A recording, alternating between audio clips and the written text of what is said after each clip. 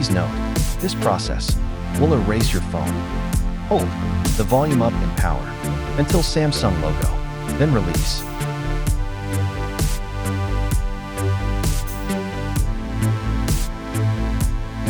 Use volume buttons to navigate, power button to make a selection.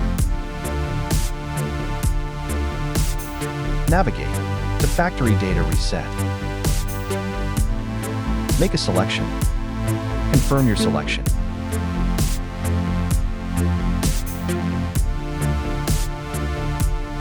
After wiping itself, the phone will go back to the same menu.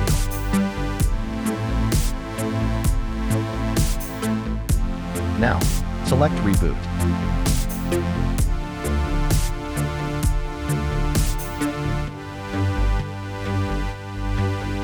All done. Now set it up like it's a new phone.